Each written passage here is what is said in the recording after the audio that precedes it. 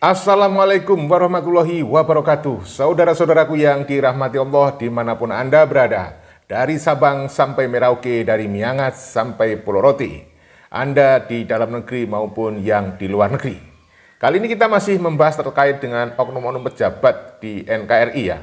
Jadi seseorang kalau sudah memutuskan diri untuk menjadi pejabat, maka dia harus sadar bahwa dirinya akan menjadi sorotan semua masyarakat di Indonesia karena setiap omongannya, kebijakan yang dia ambil menentukan nasib hajat hidup orang banyak.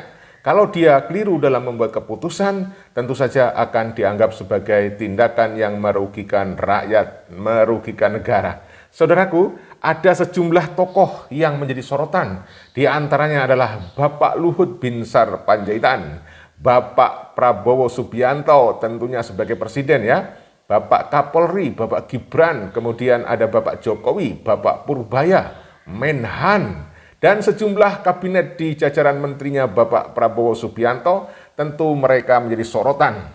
Dan ini ada sebuah spekulasi yang sering disampaikan oleh masyarakat bahwa Bapak Purbaya sedang menggencarkan audit terhadap kekayaan dari para pejabat di NKRI, termasuk pejabat ini diantaranya adalah Bapak Luhut Binsar Panjaitan, Bapak Kapolri.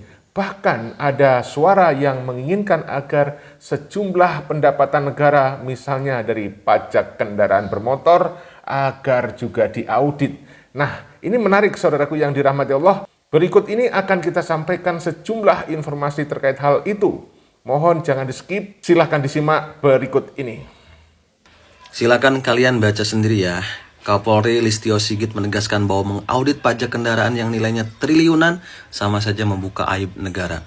Padahal kita hanya ingin mempertanyakan penggunaan uang pajak kendaraan itu selama ini untuk apa? Kok bisa uang triliunan tidak bisa ditransparansikan? Ya, ini uang dari rakyat.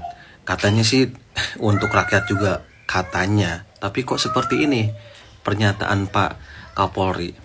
Ya, izin bertanya ya Pak Kapolri. Menurut kalian seperti apa? Atau jangan-jangan kalimat ini memang mengindikasikan adanya penggunaan uang pajak kendaraan yang tidak tepat sasaran? Menurut kalian seperti apa? Silakan komentar. Uang SIM triliunan, DPR meminta Prabowo untuk audit polisi secara terbuka. Ini sih kalau betulan bisa dilaksanakan dan bisa dieksekusi, keren banget. Audit dan transparansi. Kemana uangnya, untuk apa uangnya, dan ya kalaupun nanti ketemu hasilnya misalkan dikorupsi oleh oknum tertentu, ya tindaklah secara tegas. Ayo, biar masyarakat tambah percaya terhadap pemerintahan Prabowo. Ketika urusan SIM ini, urusan lalu lintas ini diserahkan ke polisi, dan ada problem di situ. Problemnya itu adalah kepolisian dibebani tanggung jawab untuk mencari uang di sini. Yang tadi Pak Kakor Lantas menyampaikan PNBP tadi. Tadi coba bayangkan PNBP oke lah mendapatkan surat izin mengemudi, pendapatan surat izin mengemudi. Padahal ya mestinya itu gratis toh, surat izin mengemudi. Pelayanan publik mestinya. Nah, lebih celaka lagi perpanjangan SIM. Nah, itu yang pernah tadi dulu tahun lalu kami pernah mengusulkan ini. Tadi disinggung oleh Pak Suding mengenai perpanjangan SIM ini.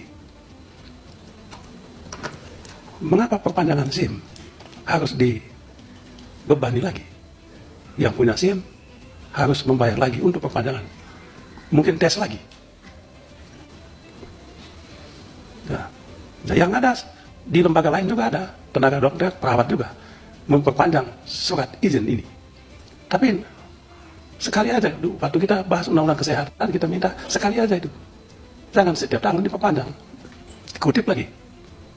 Menteri Keuangan Purbaya Yudi Sadewa saat menghadiri rapat pimpinan Polri, Menteri Keuangan Purbaya Yudi Sadewa menanyakan hasil pendapatan dari SIM selama 1 tahun, sontak Jenderal-Jenderal Polri langsung terdiam. Menteri Keuangan Purbaya mengatakan, saya curiga, saya penasaran ingin mengaudit pendapatan dari hasil SIM ini. Langkah ini bikin banyak pihak terdiam. Maijen Sunarko turun langsung, didampingi Gatot Nurmantio dan Jenderal Mulyono. Mereka menyambangi Menkeu Purbaya Yudi Sadewa untuk melihat hasil audit. Di balik pertemuan itu, kritik keras diarahkan ke Luhut Panjaitan yang dinilai telah menjauh dari kepentingan rakyat. Jenderal Gatot Nurmantio menegaskan bahwa dokumen audit yang melibatkan Menkeu Purbaya dan Menhan Syafri Syamsuddin terkait dugaan peran PT Toba milik Luhut Panjaitan dalam bencana di Aceh dan Sumatera benar-benar ada. Gatot menyebut berkas itu penting dan memastikan saat ini berada dalam penguasaannya, aman, dan tidak sembarangan bisa diakses. Tapi sampai saat ini, isu panas masih beredar di media sosial. Saudara-saudaraku yang dirahmati Allah, sebelum kita lanjutkan, seperti biasanya kami ingatkan agar semuanya teman-teman saudaraku agar mendukung channel ini dengan cara menekan subscribe, like, dan tanda lonceng bagi yang belum. Terima kasih atas dukungannya, supportnya. Semoga semuanya diberikan kesehatan lahir dan batin, semuanya dimudahkan, semua urusannya. Tentu saja urusan yang baik ya. Semoga semuanya selamat di dunia dan di akhirat. Amin amin ya robbal alamin. Kita lanjutkan informasinya berikut ini. Nama Syafri ikut terseret, itu tanda situasi sudah semakin serius. Bahkan audit terhadap Luhut dikabarkan dipicu soal etika terhadap Presiden. Atau banyak yang beranggapan bahwa Luhut sudah tidak sepemikiran dengan Prabowo. Dan ketika lingkar dalam pemerintahan bergerak serempak, garis pengaman untuk tokoh-tokoh besar pun seolah menghilang. Oh siap, saya minta dipanggil kok. Saya nggak ada siap kalau itu. Jadi jangan challenge saya tentara. Sepanjang saya nggak salah, saya akan hadapi siapapun dia. Dia tentara saya keluar. Ya, saya baru reuni kemarin dengan prajurit-prajurit saya yang terjun kami 40 tahun di lalu tim-tim. Ya, saya menghadapi kematian di situ, saya nggak takut apa lagi.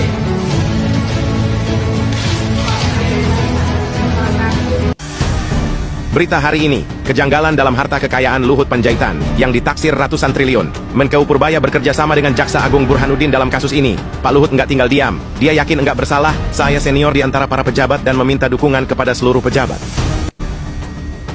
Pak Luhut Panjaitan merasa senior dan memiliki jaringan kuat dalam apapun. Purbaya, kamu itu menteri baru aja udah mau semenah-menah. Dengan nggak mau bayar hutang kereta HUS dan mau menangkap semua oknum yang melakukan kerugian atas negara, nggak semudah itu Purbaya. Di sini pemain semua. Saya udah bertahun-tahun dalam lingkup ini. Susah untuk ditangkap para oknum ini.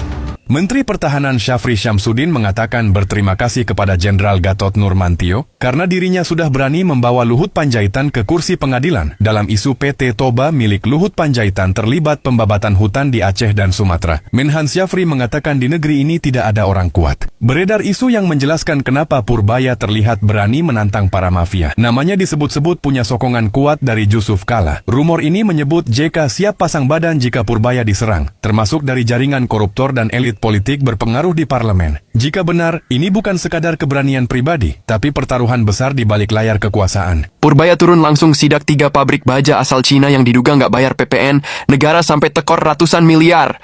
Dia ngomong tegas, jangan sok licik, pajak duit rakyat, bukan buat dimainin. Yang bandel siap-siap. Presiden Prabowo marah keras pada Kapolri dan Panglima TNI, bintang 4 mereka dianggap tidak ada gunanya sama sekali. Dalam sebuah podcast, Mahfud MD menceritakan tentang pengarahan serius Presiden Prabowo kepada belasan pejabat tinggi, wartawan bahkan dilarang masuk karena ada teguran yang bisa membuat para pejabat itu malu jika diketahui publik. Menurut Mahfud MD, dalam pertemuan itu, Presiden Prabowo mengkritisi lembaga penegak hukum, salah satunya Polri, agar segera memperbaiki diri karena publik terus mengawasi. Lalu beliau menceritakan seberapa besar kekayaan alam Indonesia yang diambil secara gila-gilaan oleh pihak yang tak tanggung jawab. Menariknya, seluruh pejabat itu seolah ditampar sangat keras ketika Presiden Prabowo membeberkan data ekspor asli Indonesia yang ia beli dari luar. Angkanya sangat kontras dan jauh berbeda dengan laporan resmi dalam negeri.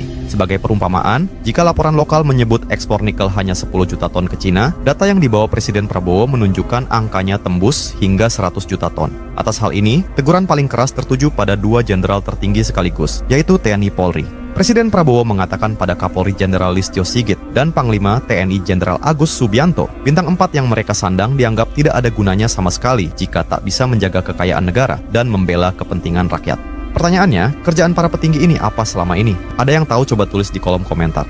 Jenderal Luhut Binsar Panjaitan semakin tak berdaya karena merasa sudah tidak dilirik oleh Presiden Prabowo. Jenderal Luhut merasa Presiden Prabowo sudah tidak pernah mendengar ucapannya lagi. Presiden Prabowo pernah berkata, "Saya tidak takut bahkan kepada jenderal siapapun. Jika dia bersalah, akan saya adili demi rakyat."